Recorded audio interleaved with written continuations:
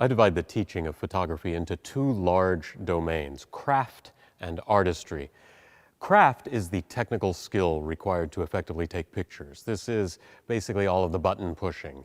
Craft skills include your knowledge of exposure, your understanding of focal length and camera position, and your skill at post-production. Artistry, meanwhile, is that less concrete domain, which includes seeing, recognizing potential images, and of course, composition. You could also argue that there's a third kind of meta domain, which is the combination of craft and artistry, knowing how to use your craft skills to capture the image dictated by your artistic impulses. There's nothing magical about craft or artistry. They're simply skill sets that you can learn through study and practice. Some people might already have more of an innate understanding of certain artistic concepts and so seem to be naturals, but you can actually learn the same skill set that they have. This course assumes that you already have a pretty sturdy understanding of craft. This means that you should know what I'm talking about when I mention over and under exposure, depth of field, motion stopping, exposure compensation, reciprocity, dynamic range, and so on. Similarly, you should also already know what I mean when I refer to the speed of a lens, and you should understand how camera position and focal length affect the sense of space in a scene. If you're not clear on any of these subjects, then you'll want to check out my Foundations of Photography Exposure course and Lenses course.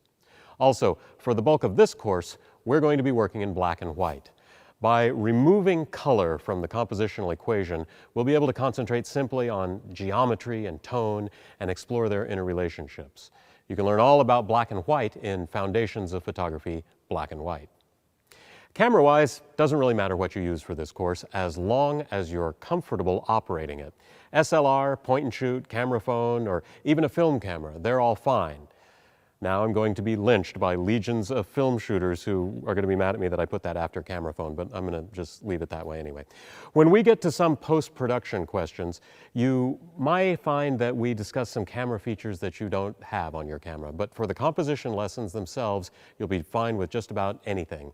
If in the composition lessons you find that your camera is not able to do some of what we're managing to pull off, super shallow depth of field, for example, and these are things that you really want in your creative palette, then you might want to consider a camera or lens upgrade. But for now, I'd recommend sticking with what you have if you're already comfortable with a specific piece of gear.